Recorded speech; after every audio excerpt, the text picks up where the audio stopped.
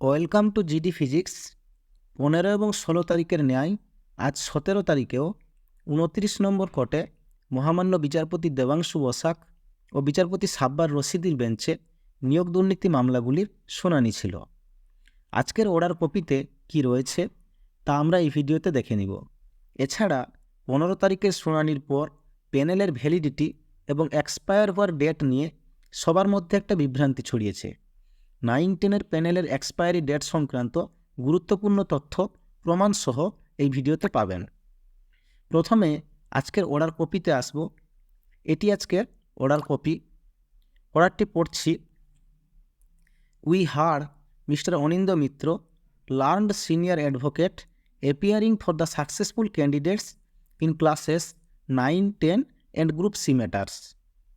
বিচারপতিদ্বয় আজ সিনিয়র আইনজীবী অনিন্দ মিত্রের সওয়াল জবাব শুনলেন, যিনি 9-10 ও গ্রুপ সি এর সাকসেসফুল ক্যান্ডিডেটদের হয়ে লড়ছেন।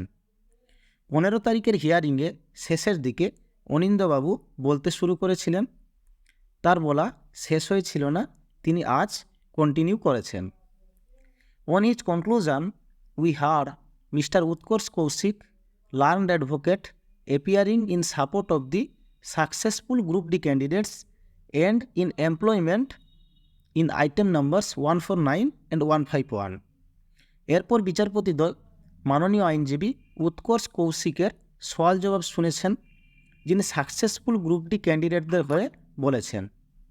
যারা চাকরিরত 149 এবং 151 নম্বর আইটেমে রয়েছেন তাদের পক্ষে আজ উনি বলেছেন।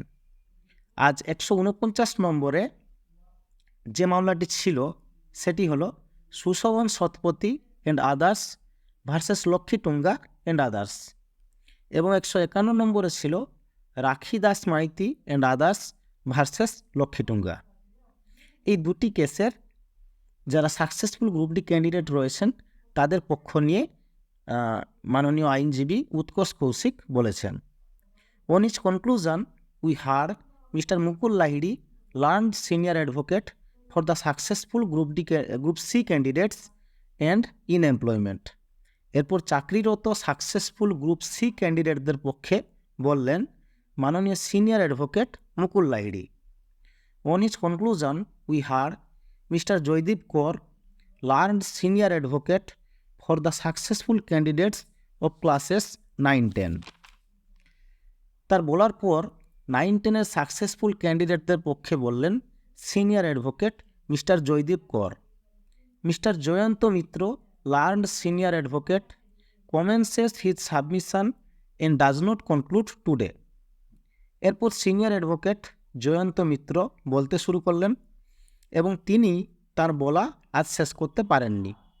কেসটির পরবর্তী হিয়ারিং 18 জানুয়ারি 2024। এরপর 9-10 প্যানেলের এক্সপায়ারি ডেট নিয়ে কিছু গুরুত্বপূর্ণ ইনফরমেশান শেয়ার করব। খোঁজ করে মহামান্য বিচারপতি অভিজিৎ গাঙ্গুলির একটি অর্ডার পেলাম 21 ফেব্রুয়ারি 2022-এর।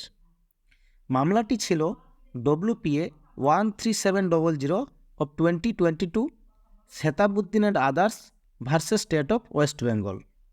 এই অর্ডারে 2 নম্বর পেজে লেখা রয়েছে, from paragraph 3 of the report of the commission, it is found that 18/12/2019 was the last date of validity of the panel, as it has been stated in the said report of the commission that the lifetime of the panel prepared for giving appointment of the candidates for first SLST AT 2016 for the classes 9 and 10 expired on 18th December 2019। অর্থাৎ SLST 2016-এর 9-10 প্যানেলটি 18/12/2019 পর্যন্ত valid ছিল। তারপর প্যানেলটির মেয়াদ শেষ হয়েছে। নিয়োগ দুর্নীতি মামলাগুলির পরবর্তী শুনানি রয়েছে 18 জানুয়ারি 2024।